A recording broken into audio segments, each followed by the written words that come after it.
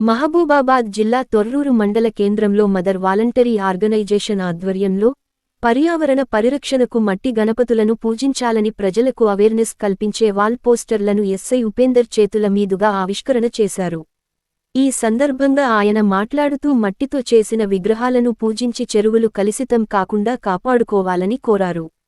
రసాయనాలతో కూడిన విగ్రహాలు పూజించి జలాశయాల్లో నిమజ్జనం చేయడంతో కాలుష్యానికి గురై జలాల్లో నివసించే జీవరాశులు మనుగడ కష్టమవుతుందని తెలిపారు.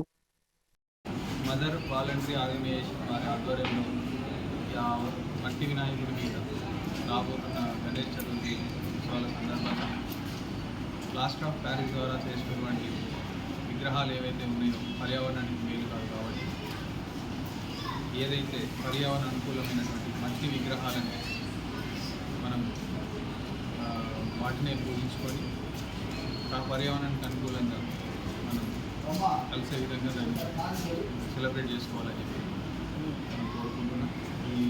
ఈ వాలంటరీ వాళ్ళ ఆర్గనైజేషన్ కూడా థ్యాంక్ యూ.